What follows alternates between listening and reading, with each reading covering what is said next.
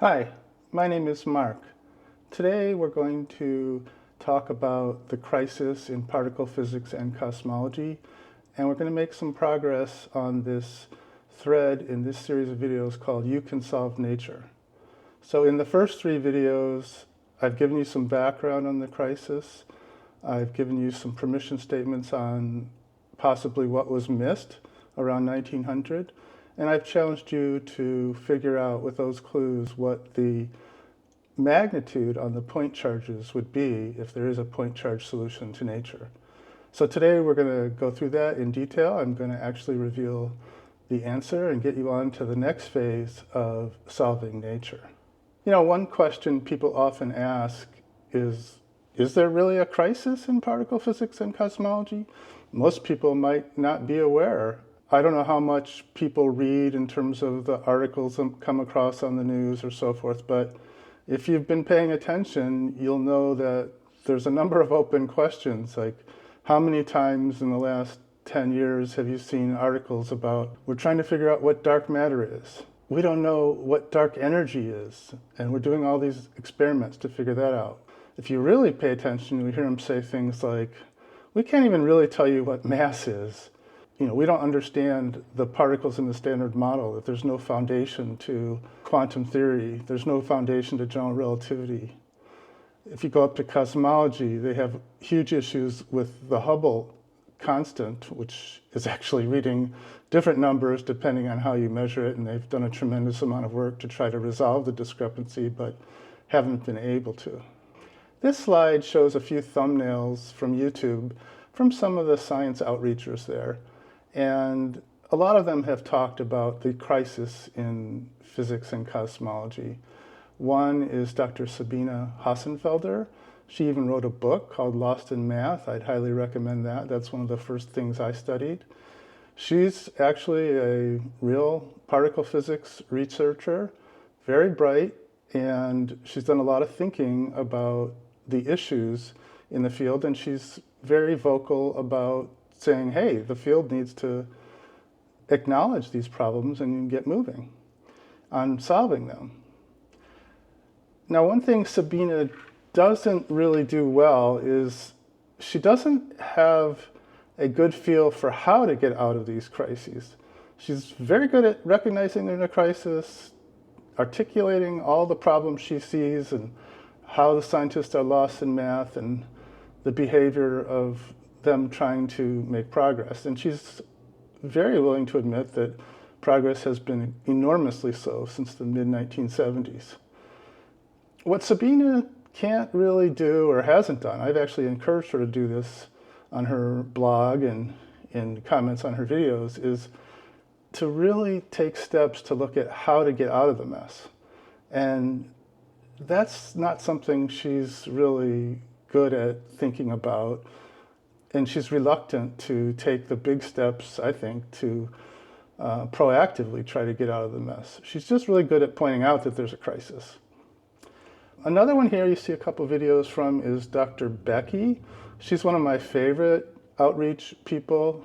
She studies black holes and very knowledgeable about cosmology and astrophysics.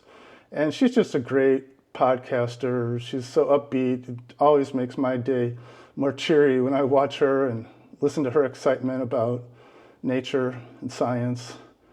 And she's more even-handed. I mean, she'll talk about some of these items in terms of the crisis, but she's also skeptical that there's a crisis. She's a very strong believer in the scientific method. She often thinks that some of these claims that there's a crisis are overblown and that they'll just work themselves out in the end. Now, she's wrong about that, but still, you know, you have to admire that she's willing to at least talk about the crisis, dive into some of the details on, like, say, for example, the Hubble tension, or to admit what we do know or what we don't know in certain areas of science. So I really appreciate her videos for that, and I highly recommend them. Then you can go and look at videos by, say, Neil Turok. There's one here, Physics is in Crisis. And he's been sharing this message for at least a decade. You can go back and look at his videos. And he recognizes it. He's willing to say it out loud and be very vocal. And he's a luminary in the field. But again, I don't think he really has a clue about where to look to solve the issue. He's trying different things, but not really making any significant progress as far as I can tell. You know, there's other stations that have done a nice job talking about the crisis. PBS Spacetime is one that's presented a lot of issues. They've gotten a little magical lately, doing a lot of videos on aliens, which is nonsense stuff as far as I'm concerned. But and then sometimes they'll dive into other types of nonsense and dreamy ideas like many universes or wormholes, just total BS type stuff. These kind of things wouldn't happen if the fields were on the correct ontology, because it would be very clear how everything works. But in the meantime, because they aren't, and they're so stuck and trying to figure out what kinds of math would be compatible with what they already know but explain everything, and they just can't get there from here. That's just not going to happen, I think, unless AI figures it out. I do think AI might figure it out, but not the scientists. Once you're on a wrong ontology and you're locked into that ontology, it's really difficult to really get the insights about where the ideas went wrong. Also, the ontology in physics and cosmology is such that the explanations or the stories they tell, or what do you call the narratives about how things work, are often just totally wrong. And that is another barrier because they can't get out of that wrong box that they've put around themselves. It's just a huge problem. We've also got Sean Carroll. He's an excellent speaker, does a lot of podcasts and appearances of physics theorists. You know, Sean is really good at explaining things in a pretty insightful way. And I think it's clear that he really tries to explain what's going on, devoid of as much of the story or narrative as possible. He's willing to say, you know, the answers could be different than what we think, but, you know, this is where we are. But also great to listen to develop more insight. These video thumbnails are just the tip of the iceberg. You can search on YouTube. There's all kinds of videos talking about the issues. You could look at the online e-zines, science magazines, you know, every day, every week, there's all kinds of articles about, you know, we're on the verge of the next discovery, but, you know, really hasn't happened. So you're always getting excited and then nothing really happens. But you could also look at the academic papers on, like, say, the archive.org website, because there's a number of papers, if you can figure out how to search for them, that will talk about the crisis or may go through, like, all kinds of alternatives. Like, there's, you know, some papers that might say, maybe we don't understand redshift properly. What are all the possible ways redshift could work? Or maybe we don't understand expansion properly. What are all the ways expansion could work? So there's these survey papers that come out that go over the current state, and then they review all the other ideas, some their own, and then some that they go through other people's ideas and try to put some math or logic around those to try to figure out what's happening. So anyway, just to say, there's no doubt there's a huge crisis in particle physics and cosmology. You might meet some Pollyanna-type people who are in the field that want to try to defend that and push back against it and just say it's normal science, but it's not. Normal science doesn't go on a 125-year bender into a lost ontology. It just doesn't happen. That's not normal science. The scientific method can correct itself from, you know, small errors that might be found in a year or a few years or even a decade. For something to go on this long, 125 years, with such a huge misconception about how nature works is just unprecedented. I mean, this trumps epicycles by orders of magnitude in terms of scale of miss. So this is a conceptual diagram. I'm going to have a few slides that look like this.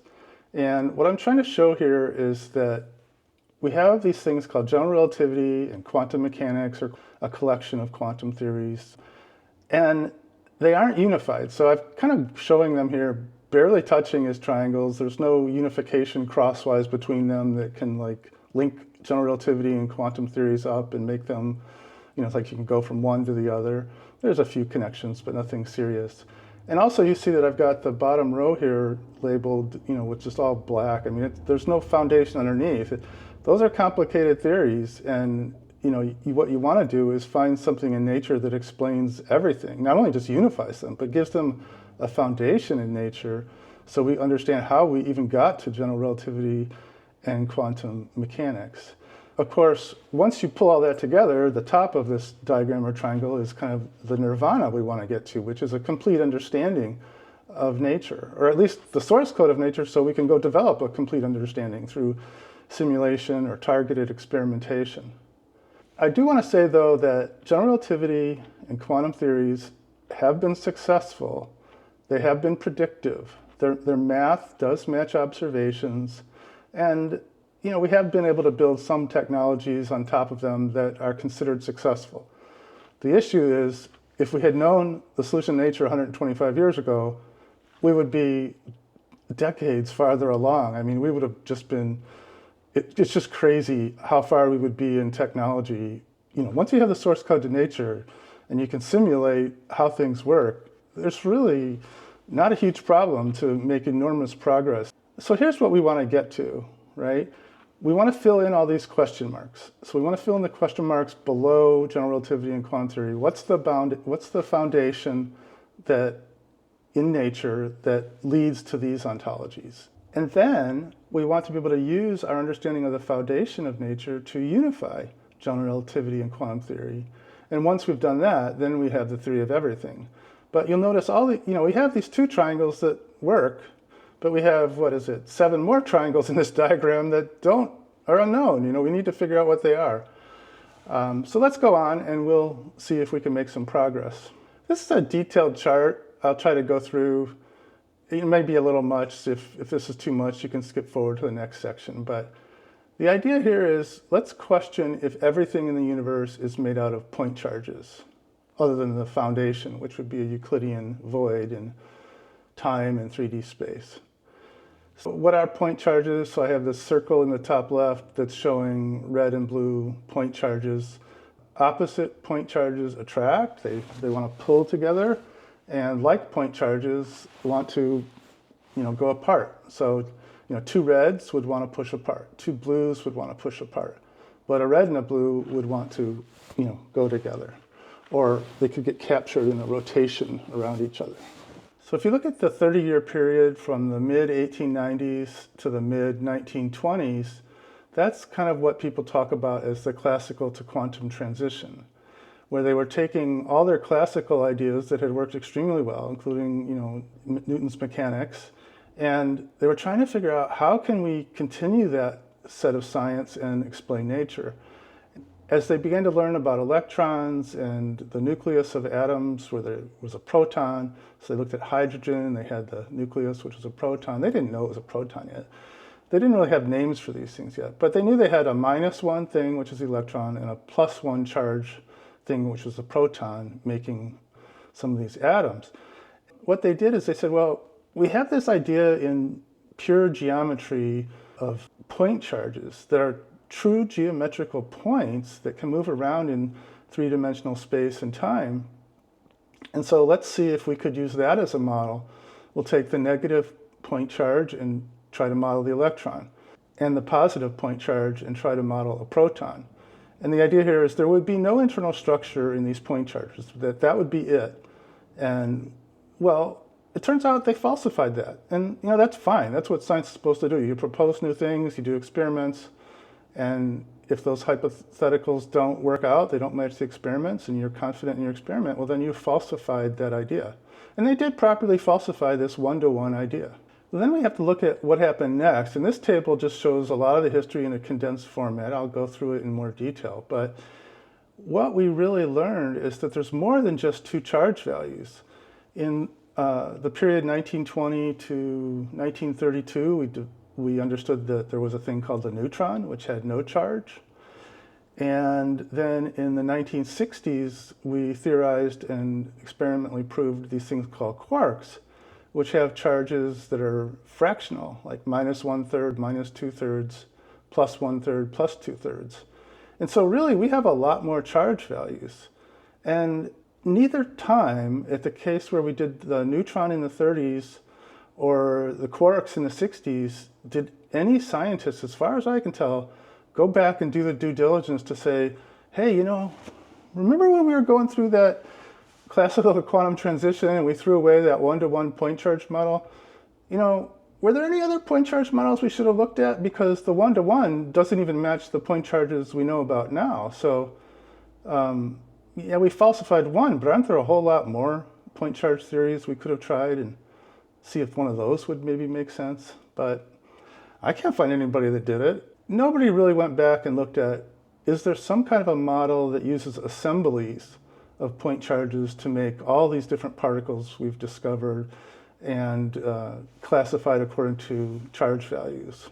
So what I've shown here in this diagram is just some of the degrees of freedom you have when trying to make a point charge architecture or a model that would fit nature.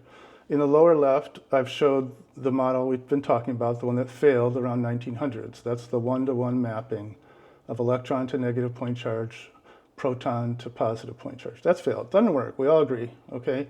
But let's look at all the other things we could do. So starting in the top left, we have the point charge magnitude.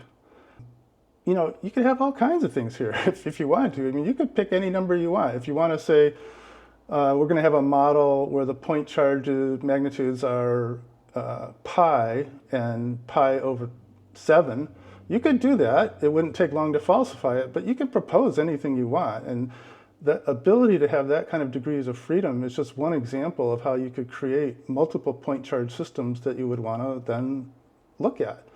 So here I've shown 4 different kinds of things. Item A here is where the magnitude of the point charges equals 1/6 of the magnitude of the electron. Option B is magnitude of the point charge equals the magnitude of an electron. That's the one they tried in 1900.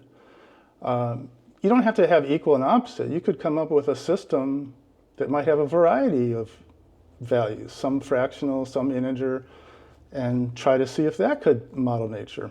Or you could just come up with something else, some totally outrageous point charge architecture. What do we know? We're looking to find what it would be, so you have to be creative. Then you might want to say, well, okay, you've got all these point charges, how do they move? You could have them move continuously in 3D space and linear time, this Euclidean void. And that was what they used for the point charge system back in 1900. They were imagining that they moved around 3D Euclidean space and linear time. So let's say we've got our A and B system we're looking at here. And so in A, we'll just do the same thing they did back around 1900. We'll say point charges move continuously. They just move, there's no jumps, nothing. They just can move slow, fast. They could stop if it's possible to stop, but they don't jump from one place to another place to another place. There's no discrete jumps. It's just all continuous. Okay, even, so over all the real numbers as it travels, there's nothing jumpy or quantum in that. Maybe your creative solution, item C here, is you come up with some kind of a point charge that jumps from place to place. That every small, that maybe even time is granular and jumps, and as time jumps, the particle jumps from one little microspot to another little microspot. So it's like dot, dot, dot, dot, dot, as it moves. What do we know? We're trying to figure out the physics of how nature might be modeled. So, somebody could come up with that idea. Again, it would be wrong, but, that's just what I'm talking about. When you get to creativity, you've got to look at a lot of different ideas. What about the existence of point charges? Where did they come from? System B, the one they looked at around 1900, I don't think they really specified that at that point. They weren't yet trying to get there. They were still just working on basics. But in the point charge system I'm going to propose, which is item A in all these squares, there's no known origin story for point charges, and they are indestructible. Now, that's a hypothesis. So far, I've found that it works, but it may be possible that once we get everything settled over in the point charge architecture, that attention would turn to this question, and maybe somebody can make progress on that. But right now, I'm just modeling it as they were always here, they will always be here, and they're indestructible. Maybe in your creative one, item C here, you could say, oh, point charges are produced in pairs and they can annihilate each other. So they could just wink into existence and then wink out of existence. And, that's a valid one to try. I haven't looked at that right now, but it is used in modern quantum theory. They do consider particles to kind of wink in and out of existence depending on the energies levels and the fields in space-time. Then you might say, well, what's the speed of the potential, the electric potential emitted by point charges?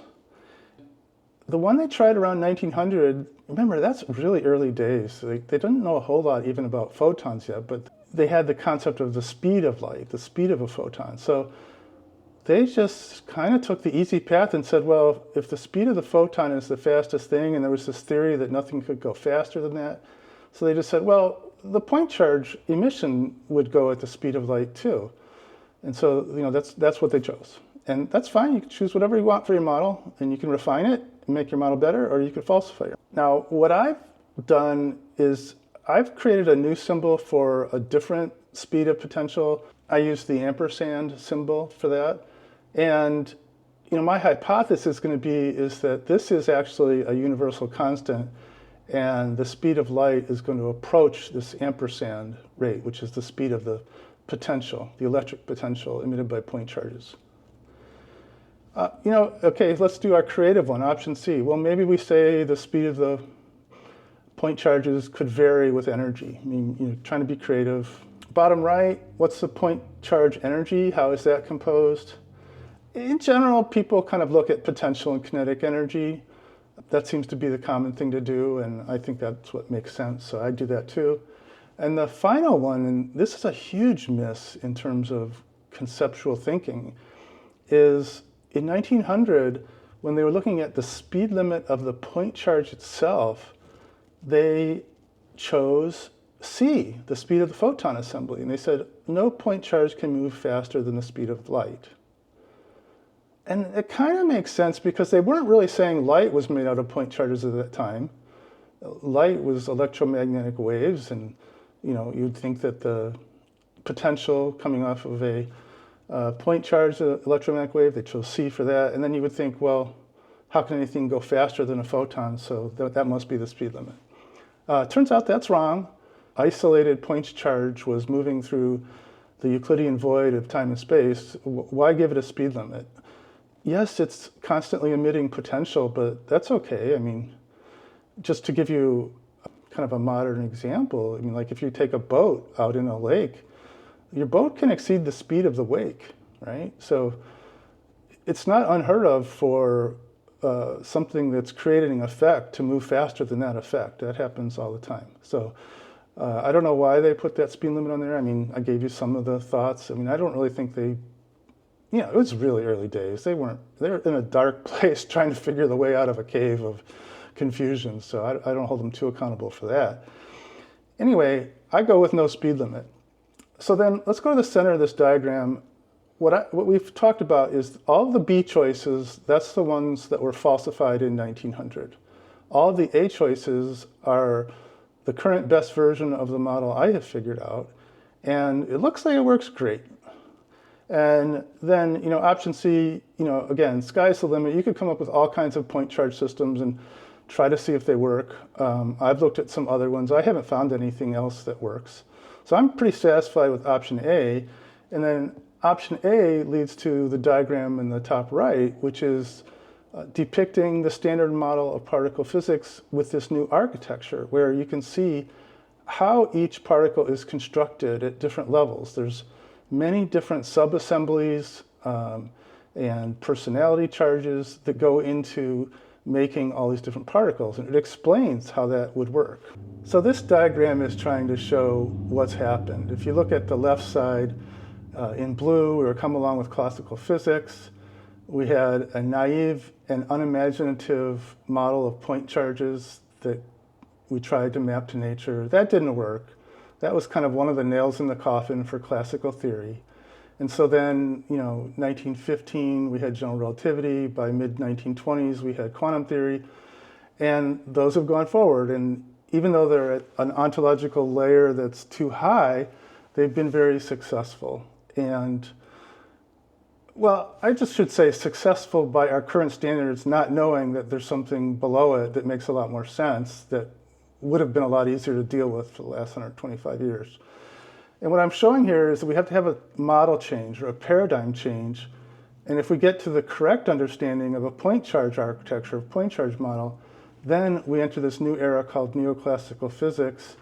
We can map everything that we do to the existing theories. So we can keep reusing quantum theory and general relativity if we want, but then we'll also be able to refine those, or even just find totally better ways to express those theories now in a way that can be unified, now with much more detail, it can be easily simulated. And so this is what I'm trying to show in this picture, is we need to make this paradigm change, get back onto the right ontological foundational layer, and then go forward. One of the key concepts in point charge theory is that every point charge is responding at all times to the potential of every other point charge in the universe, and sometimes to their own point charge emission. The universe is a big place. It's probably infinite in its extent, or at least there's no known bound to its extent in point charge theory, in time or space. When you say every point charge is responding to every other point charge in the universe, there's a lot of implications there. One is, no matter how far away a point charge is, could be beyond our observable universe, that every point charge around us, anywhere, is going to be affected by those. Now, electric potential falls off at the rate of 1 over the distance. So, if something's that far away, by the time those potential waves get to us, they're extremely small. So they're really not going to have an effect, but still, the way the math works is they are there, and they are included in the superposition of action that determines the motion of every other point charge in the universe. When you think about it this way, a point charge is never responding to another point charge at the exact same instant as the emission of that other point charge's potential. There's always a delay. So you're always responding to the history that was emitted somewhere on the path of the partner point charge that you're looking at. And so I've shown that in this example. We've got 2 point charges, A and B, and they're moving around space-time under the influence of a lot of things. We're not going to worry about all the other relationships, but let's just say they move around due to all those other relationships. But we want to only look at the one relationship between A and B. So the purple path is the path they're on. But you can see that A at time t prime is going to emit an emission of potential that's going to expand spherically from where it is at that point. Well, that emission is not going to reach B until some other later time t. And so the action that occurs from the emission of A at time t prime is deferred until it gets to B at time t. And likewise, there's this reciprocal relationship. At every moment, B is releasing potential that takes some time to get to A. As A moves, it could get farther away or closer, its velocity could change. There's a lot of things that can happen that would impact the delay that it sees from the point of emission of the potential of its partner. And of course, if the emission is moving at a constant rate and the delay is changing, then the magnitude you're going to see on the point that impacts the point charge, that takes action with the point charge, could be larger or smaller, depending on if these things are getting closer together or farther away, or depending on the velocity and so forth. But this is the key point, right? Is that everything is like this delay system from everything else, and that is really important for how structures or assemblies form in nature, where groups of point charges can get together and form semi-stable or relatively long-term stable assemblies that stick together with, point charges, all kinds of whirling around in some structure or architecture or assembly. This is just a chart, again, to talk about how the one-to-one mapping failed. I'm just using this to build to the next chart, which is this, which is, okay, so we know that in 1900 we failed with the one-to-one mapping, but can we find a new architecture that maps? And so I've shown the architecture I've envisioned, the one that I hypothesize, so we can see that the electron is formed by 12 point charges. There is a triply nested core of binaries at very different energies, very different radii, very different frequency. And surrounding that core are 6 personality charges. And in case of the electron, those are all the negative point charges. And remember from a few slides ago, we said the magnitude was going to be the value of the electron divided by 6. So if we have 6 point charges at a magnitude of e over 6, then 6 times e over 6, the 6's are going to cancel, and we're left with the charge of the electron. And of course, the core is neutral because each binary is a charge and its opposite charge, right? So that makes sense from a charge point of view. Getting a little more advanced, we see that the proton is formed of 3 quarks, an up quark, a down quark, and an up quark. And I've just shown high-level models of those, so you can see those 3 quarks architecturally. You know, this is tough to illustrate or animate in slides. We really need some 3-dimensional simulations soon. But you know, I'm just showing here what's involved in a proton. It's 3 quarks. So each of those quarks, again, has a triple binary core, and then each quark has a set of 6 personality charges. The particular set of personality charges is what determines what kind of a quark it is. Now, what I'm not showing in this picture is how those all interact. I mean, think about that. They're in an extremely tiny space. These little binaries moving around in the core have tremendous energy, and you know, there's going to be some interactions, and that's why when you read articles about how protons work, they talk about, you know, just how amazing it is, the vibration. They don't understand the structure, though, other than the 3 quarks. They don't understand why it's really doing what it's doing. But this architecture, I believe, will explain that. So the 3 key parts of the point charge model that I want to talk about are the charge magnitude, the charge speed limit, and the charge field speed. So you see the one I have labeled Leonard and Wheatchert. Those were 2 of the scientists that worked around 1900 on this and worked out some of the math around the potentials of multiple point charges. And like we said so many times now, they used the value of the Q of the point charge was equal to that of the electron or the proton. And they put the speed limit of the charge and of its potential at c, the speed of light. The question we've been posing in this You Can Solve Nature series is, well, let's make 3 different choices for those and see what happens. You know, what should those values be? We don't have to be locked into what the scientists thought 125 years ago, especially if we're in a crisis now. Let's go back and try something else. Now, on this slide, I'm not going to go through this all in detail because I think I've said most of this already, but if you want to pause, this slide has some of the detailed history about the events we've talked about. In particular, you know, the discovery of the neutron and the quarks, and those are times we should have gone back and looked at the logic we used to falsify classical mechanics. I mean, we did correctly falsify one particular model, but we didn't look at the full set of models possible or for even one that might work. And this should have really become apparent when we discovered the neutron and its total 0 neutral charge value, and then even far more apparent in the 1960s when we discovered the quarks and their fractional charge values. And probably another important thing here is to look at this table I have on the bottom area of this chart, where I'm showing, this is really kind of interesting, right? So you've got these neutral cores, which are these triple binaries. I call them the Noether core after Emmy Noether. Those are always 3 binaries. So it's 3 negatives and 3 positives. And you know, the 3 binaries are at very different scales. But each of those is always neutral. So don't worry about those when we're trying to make a particle and looking at the total charge value of the particle. There's always going to be 0. They're going to add up to 0 in the final particle. But if they have 6 personality charges, you know, I don't think people have really given this much thought. Look at every combination of what's possible, right? You could have all 6 be negative. So it's shown as 6 blue, colon, and 0 positive, right? The next step is you could have 5 negative and 1 positive, right? Then 4 negative and 2 positive. 3 and 3, and you can go all the way up to 0 negative and 6 positive. And those are all the choices. If you only get 6, that's it. That's the full enumeration of all the possibilities. And then you look at, calculate the net charge. Guess what? -1, -2/3, -1/3, 0, +1/3, +2/3, 1, right? That's exactly what we're looking for. Those are the charge values we need in the standard model to match up to all the known particles we've ever discovered.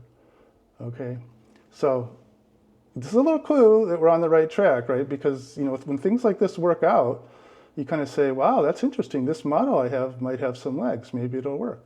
maybe we can make progress. If this didn't work out, you'd have to throw it away and go look for another model.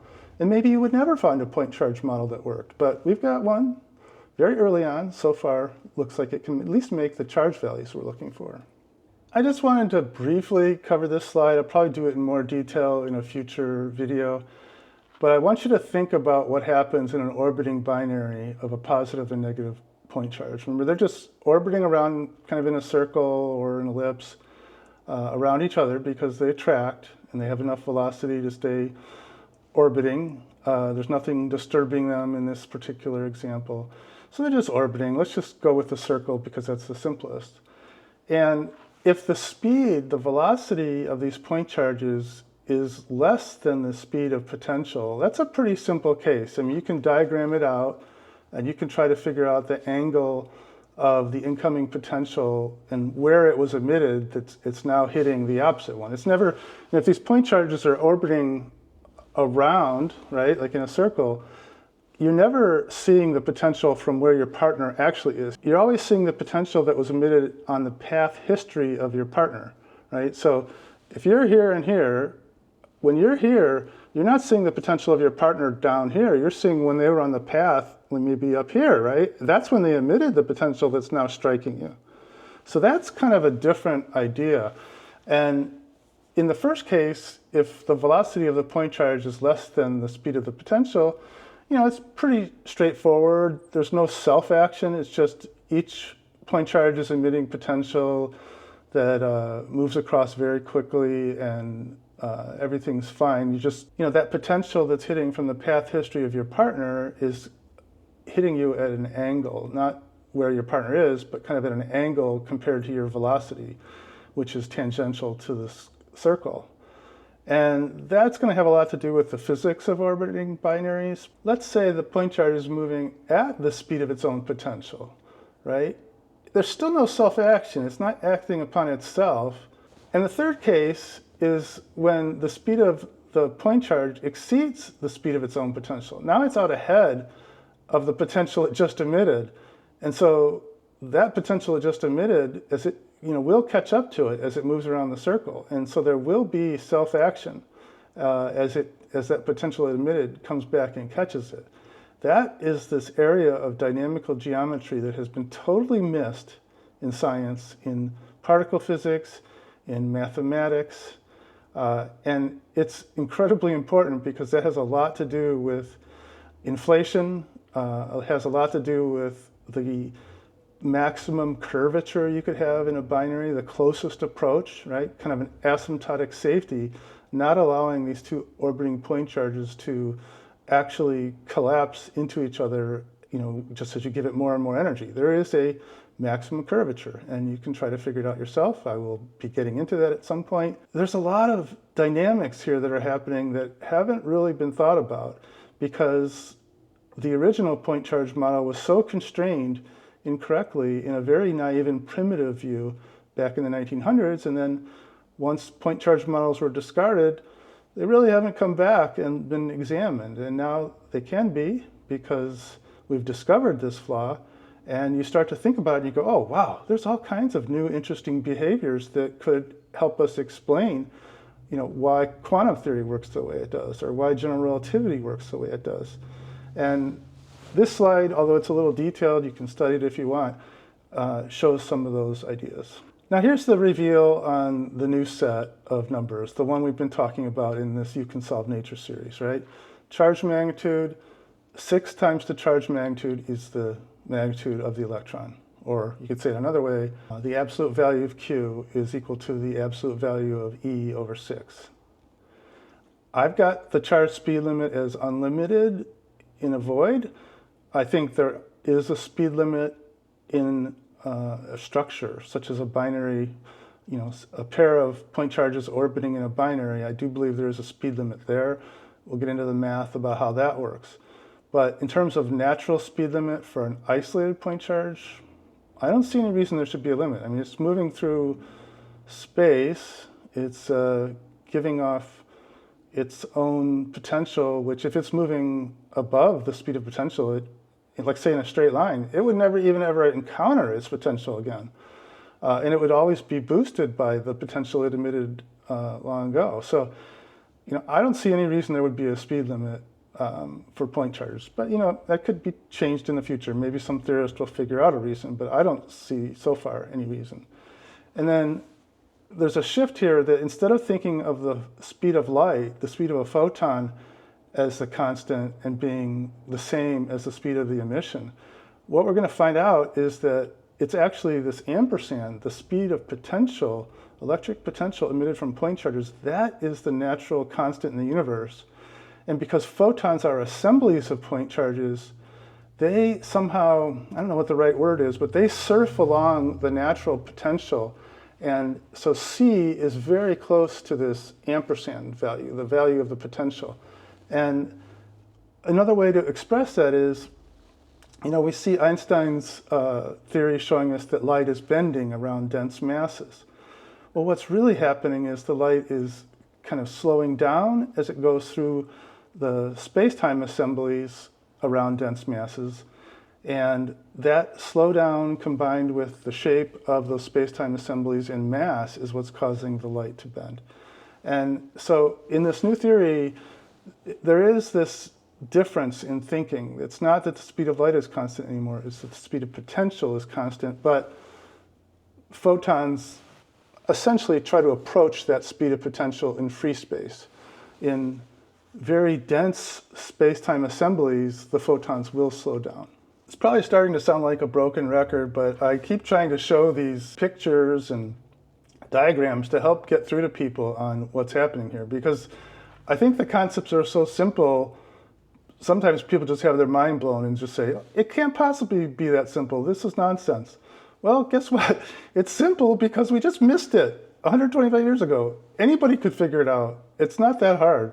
We're going to look just at the charge values in this slide. We have the fundamental particles we knew at 1900, the electron, the nucleus of hydrogen, which is a proton. And so we needed to find a model that had two charge values, a -1 and a +1.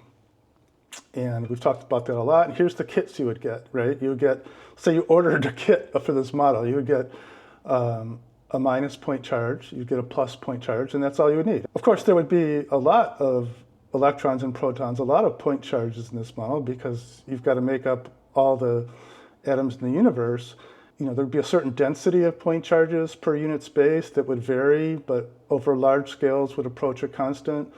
And there would be a certain density of energy in kinetic and potential forms carried by these point charges. And again, over really large scales, that would approach a constant. By large scales, I mean including multiple galaxies, multiple galaxy clusters. It's always going to kind of asymptotically approach some general density in space. And even that will still fluctuate as you're going all throughout the universe.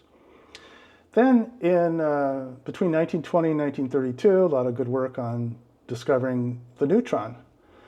I can't find anybody who went back and reevaluated point charge models, but now you also, besides the -1 and +1, you have to find something to implement the neutral or the zero charge of the neutron.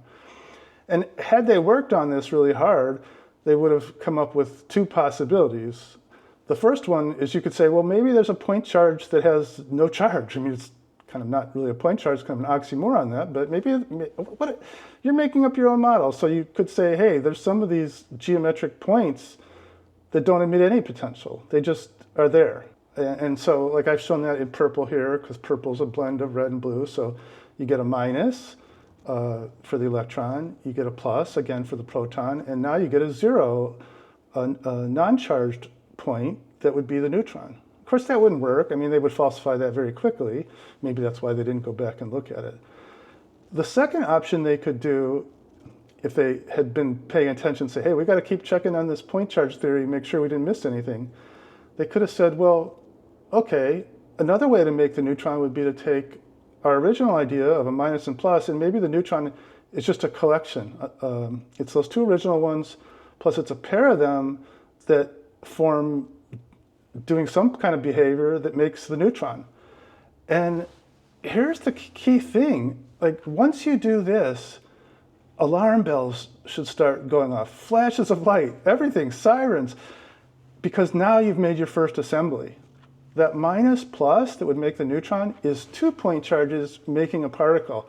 And that should have caused all kinds of light bulbs to go off if anybody had worked on this. And they would say, hey, we got this concept of assemblies. Now we have to look at all kinds of point charge theories that might use multiple point charges to build up even the electron and the proton. We would start going down this path of looking at fractional point charges that could do this. And now the situation gets worse in the 60s with the quarks, right? And we've talked about this ad nauseum. You got to all of a sudden, handle the quarks, the up quark, the down quark.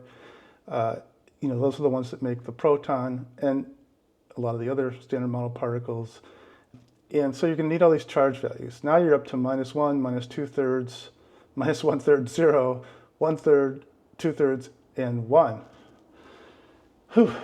So what's it going to be, right? And so our challenge here, shown in this white square, that's what we talked about in the first 3 videos of the You Can Solve Nature series, is giving you some of the techniques to think about this, showing you where the vulnerability is in the history, and then saying, how much progress can you make with those few clues? And so that's what this white thing is. So let's go through the reveal of what it looks like in terms of kits. And there it is. So here's your architectural kit. You say, I'm a teacher. I want to order a bunch of racquetballs, and or maybe someday somebody will make a Lego set that can do this, or Connect set that can do this. But I want to order all these parts so I can demonstrate to my students the architecture of the standard model of physics, or the architecture of nature, truly. And what you would get is you would get 3 kits for the binaries that go in the Noether core. So you get one kit where these 2 charges would be very close together. Then you'd get this Gen 2 kit where the point charges would be farther apart, and then the Gen 3 kit where the point charges are even farther apart. Now, if you're trying to demonstrate this in your classroom, it might be difficult because the scales of things are orders of magnitude apart in a real particle. The radius of these orbits, might be 100, 1,000, 10,000, maybe more, different between each of these generations. So if you tried to model that in your classroom, pretty soon you'd have your first pair of charges like this, and then your next pair of point charges would be in different states, right? And then your next pair of point charges would be out like at the sun and Jupiter or something. I mean, it'd be so far away. And so you have to think logarithmically, right? You have to get to this point where just a small distance in your mind means a huge difference in scale. And you're going to translate that and say, okay, even though I'm going to show you something with 3 binaries that aren't far apart, you have to really kind of in your mind know that you have to zoom between these levels and that they're like that. And then the other fun part you would get is there's a 4th layer, and that might be even farther out in terms of building these assemblies that make particles. And the 4th layer would have these 6 personality charges. And I've shown you what those kits would look like, right? And we went through that already, where 6 of them is -1 charge, all the way up to 6 positives is a +1 charge, and then all the different combinations in between make the net charges for the quarks. And of course, when there's 3 of each, again, that's neutral. So that is what we need to help make some other particles like the neutrinos. But with this full set, you can make pretty much everything in the standard model. There are some variations in how they're used and how they're put together. Like if you're making a photon, you don't really have personality charges. If you're making a neutrino, you do have at least one triple binary Noether core, but then there's something kind of like, I think, in between a personality charge and another Noether core, and that's why the neutrino oscillates. It's kind of in a semi-stable geometry, oftentimes revealing the internal energy of the triple binary core that is normally shielded. But anyway, this is the kits. This is what you get, and that's what we ought to be teaching in school or in universities about how nature works. So let's get back to our original triangular diagram and see where we stand now on putting all these pieces together. On the bottom row now, we've got the electrino and the positrino. So that's our negative and our positive point charges. We've got the point charge binary that they make. That's crucial, right? When you have a negative and a positive and they are going to orbit around each other, that's a binary. And those are all moving throughout absolute 1D time and absolute Euclidean 3D space. It's not stretchy curvy like Einstein. You take all of that, and now you've got the foundation for our present era theories. You've got the foundation for general relativity. You can show how assemblies that are extremely well shielded and very dense and very small and very high energy can make up space-time, and they just permeate everything. I mean, they're permeating everything. They're inside of our molecules, inside of our atoms, and they change shape depending on the amount of mass and energy that is visible nearby. And it's a scalable architecture. It can squeeze, it can inflate, it can expand, it can redshift. That's the core of all these particles. And so you could see pretty easily, like if it can change shape and if this Noether core can be squished or grow, shrink and grow, that's pretty much what you need to make Einstein's curvy, stretchy spacetime. And then on the quantum mechanics side, well, I've already shown you how to build all the standard model particles, or I've shown you the kits at least. And this diagram on the right shows you a little bit more information about how the architecture comes together to make these particles. Well, now we can explain how we get to quantum theory. We can explain how we get to general relativity. We've got a foundation. They're unified now, right? I mean, that's what we will have done. Sure, there's a lot of work to do. We've got to map everything exactly to what we have now. We have to map, with this new model in the new era, we have to map between general relativity and quantum mechanics. And, so now we can just put the top tier on the cake, which is the theory of everything. Now, I'm not saying all the work is done. There's a tremendous amount of work to be done. One, you're going to have to rewrite a lot of the science textbooks and knowledge for the new era, because it's such a much easier way to do it is you want to probably start with a different foundation and maybe even go up all the way through classical mechanics as you build up nature.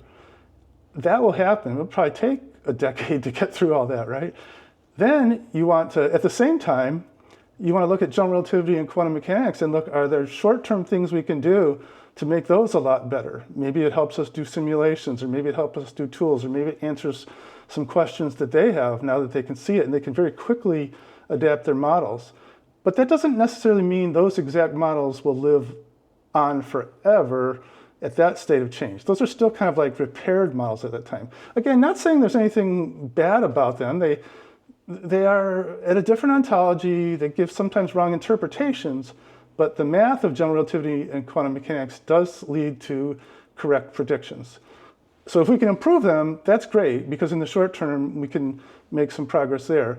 But then kind of in the longer term, what we want to do is, as we're totally rewriting everything, maybe there's even a better way to describe things. You don't change quantum mechanics from the inside, but maybe there's a clean sheet of paper type quantum mechanics, and maybe there's a clean sheet of paper type general relativity that makes it totally much easier to work with, because both of those are pretty complicated mathematics.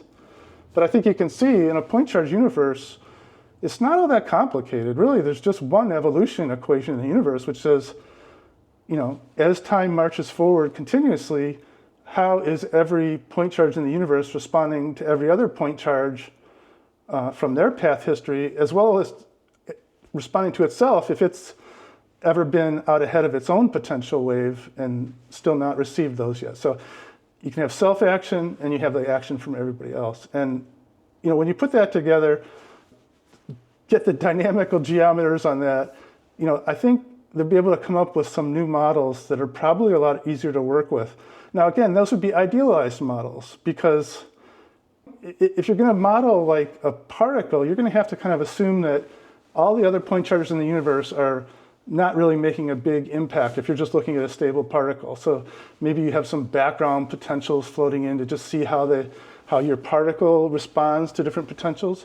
And eventually, of course, you want to model collisions or nearby approaches and see how the behavior goes. But for closed form mathematics, it may be possible in a non-perturbative situation to have very good closed form mathematics for standard model assemblies that work really well.